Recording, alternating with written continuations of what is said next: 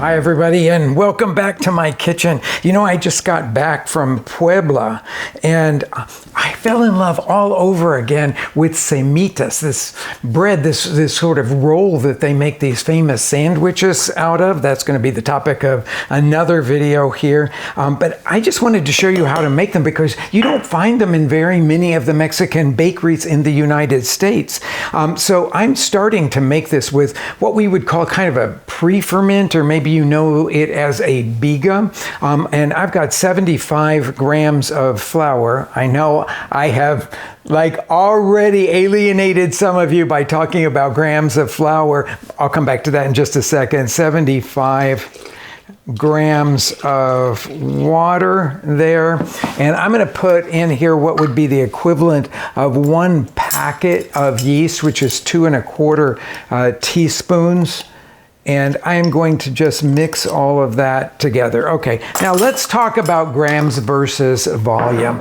All I can say to you is if you want to take your baking to the next level, then you really do need to start weighing things out. The difference in the amount of flour you can get in a cup of flour, whether you sift it or whether you pack it in there, is about 30%. So if you packed it in there, and some people don't even know that they're doing it when they're packing it in there. When they pack it in there, that you will get so much more flour, and your recipe will just not turn out good. So I encourage you to get one of these digital scales. They're not expensive. You can find them very readily available. They used to not be, but we've got our little pre-ferment made here. But now we have to ferment it. Okay, and that could take anywhere from 4 hours minimum to overnight, which is what I always recommend. This is where you develop so much flavor. Okay, so I've got this done. I've got one that I started yesterday and then put in the refrigerator overnight. I brought it out and let it warm up a little bit to room temperature. But now we're going to build the rest of the dough on this pre-ferment, which has all of that flavor. So let's go back to, I'm going to tear this here so that I can see where I am at 0. And I'm going to add to the bowl now about 500 grams. And by the way, in the recipe that goes with this video, you will find all the volume measurements and all of the gram measurements as well. So I've got my 500 grams of flour in here, and I'm using an all-purpose flour, not a super high gluten all-purpose flour. And now I'm going to hit tear again and go in here with 280 grams. By the way, I am using warm water here, sort of lukewarm, about the body temperature. So I've got my 280. We're going to put the equivalent of another packet of yeast in here. So this is a pretty yeasted recipe, not like your sourdoughs that tend to go with very small amount of yeast. We'll put in here a tablespoon of sugar and 2 teaspoons of salt. We're doing everything in here. This is a simple recipe, meaning that besides that pre-ferment, which gives us such wonderful flavor, everything else just goes in at once and gets taken care of in a way that makes everything very streamlined, meaning that, well, I'm going to be lazy today and just use my mixer for this. You could do all of this mixing and kneading by hand, but I'm going to use the dough hook on my mixer and then let that go. I'm going to say it's going to take about 6 minutes or so here until I have a dough that is very elastic. It has come away from the sides of the bowl. It looks really smooth. There's nothing really tricky about that. Visually, you will be able to tell when it's at the right stage. So I'll meet you back here when it's at the right stage.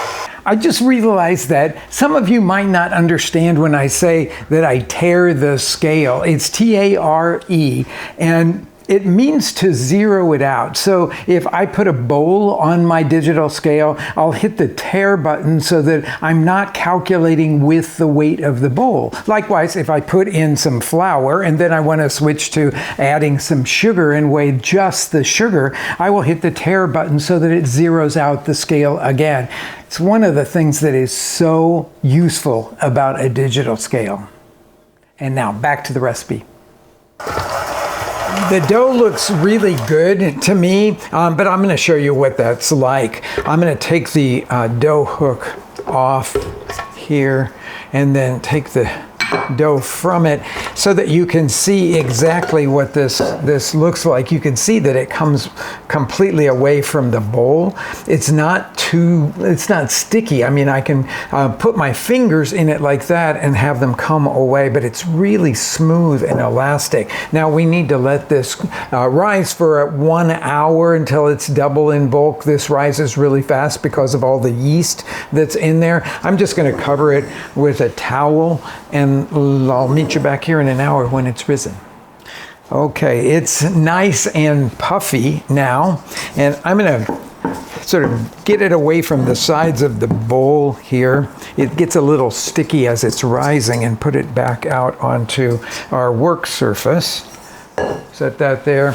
And then I want to get some flour top and bottom, so I'm going to just sprinkle some over the top, then scrape it up and flip it over like that. Give it a little bit more flour on the top. And then we're going to divide it into 8 portions here. You can do that with the digital scale. 120 grams will make them all exactly the same size. Or you can just eye it, so that what I do usually is to cut it in half and then sort of shape up the halves and cut those in half. Let's see what that one looks like there. And then cut each one of these in half. But I can already see that I'm slightly off here in my sizing. This one is a little bit smaller. See what this looks like over here.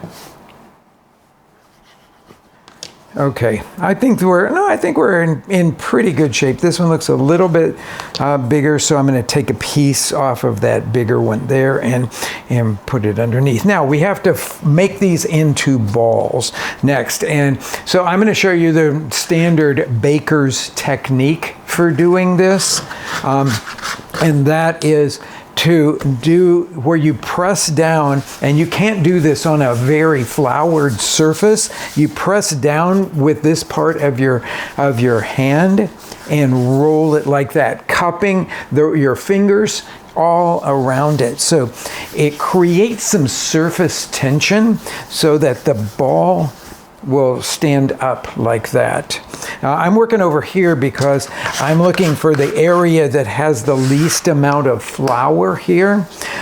So you start like this. So you could start, say, just rolling it with a not cupped palm like that to get it started. But then you want to cup it and roll it like that so you get that really beautiful ball shape. So start a little bit slow until it gets some traction on your work surface, and then cup around. Now my fingers and my wrist are touching the work surface, and that's what will give you that beautiful ball shape. I'm on my last one here, but I will tell you that I'm looking at these and my eyeing was not perfect there. I will see that this one is a little bit bigger than this one here, so I'll cut a little bit off there.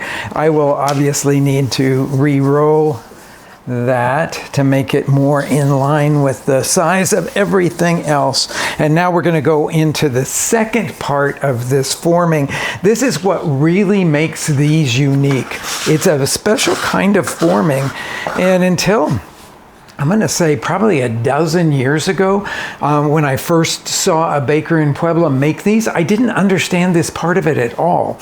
So you use the side of your hand like this to go about a quarter of the way in and roll back and forth.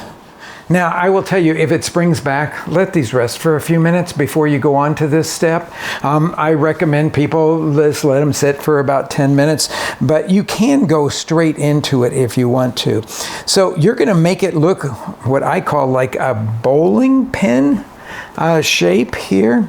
About a quarter of the dough will be on my right hand, because I'm right-handed, right-hand side of my hand there.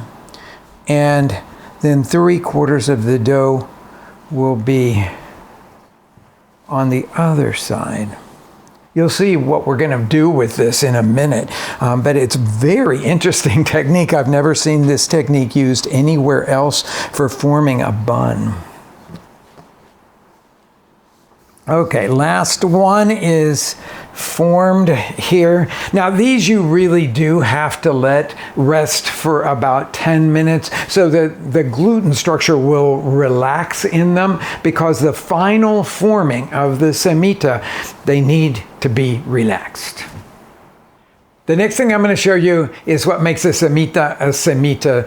This unusual final forming is that unique process.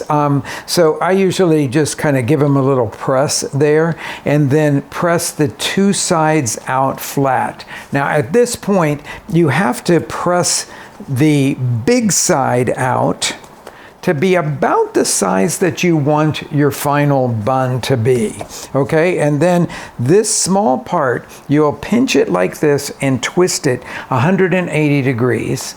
Then you will lay it on top of the other part of it here. I kind of pulled it out just a little bit, and you'll do this kind of putting together, sort of pounding a little bit. That's what all the bakers I've ever seen make cemitas have done. And that is your base dough. I'm going to show you another one here. Just sort of flatten it there.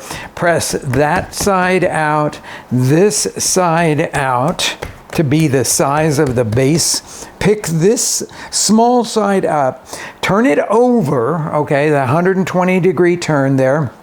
Lay it on top here, and then give it some presses like that. Okay, so I've got 6 more to go here.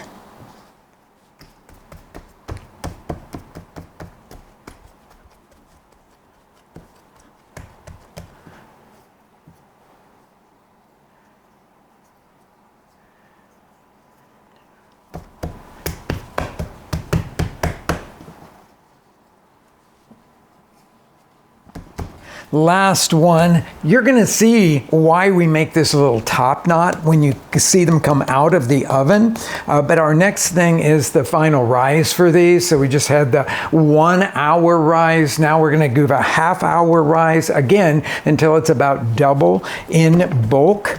But I will warn you, you don't want to overproof these. You don't want to let them rise too long before you put them into the oven, because they won't puff up nice and beautiful. Okay, so last one, flip it over. I think I said 120 degree flip. I'm not sure what that was all about. It's a 180 degree flip. You just want to flip it over, then lay it on the top, and then you're kind of pressing the top knot into the base there.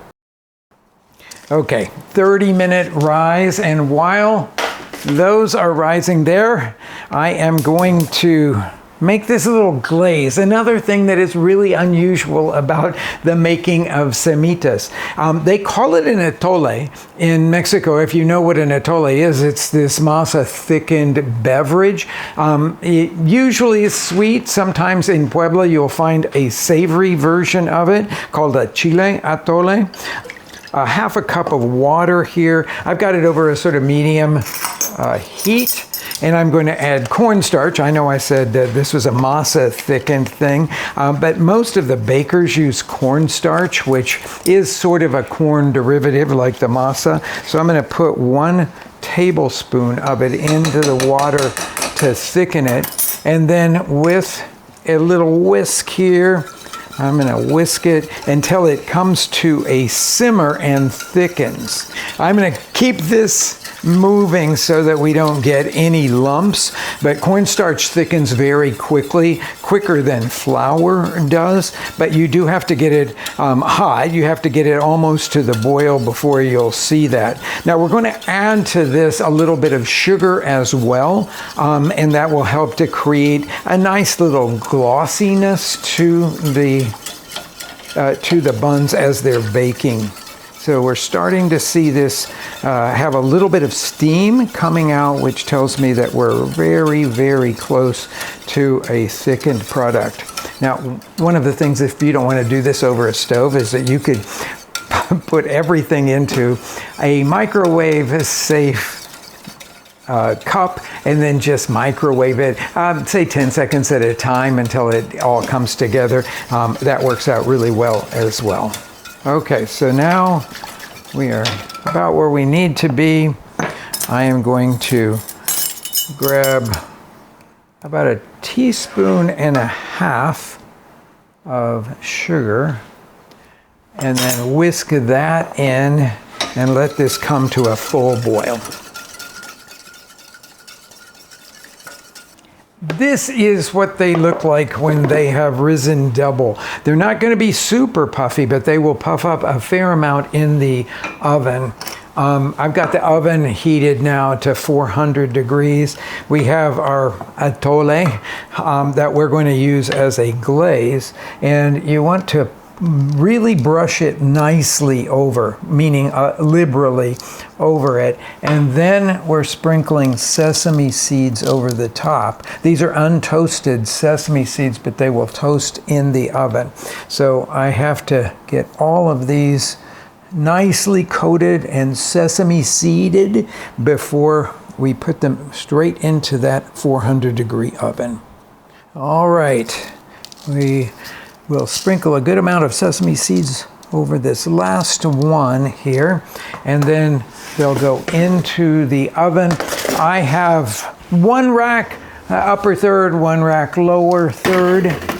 Slide them in, and these are going to take someplace around 18 to 20 minutes. I'll show you what they look like when they're ready.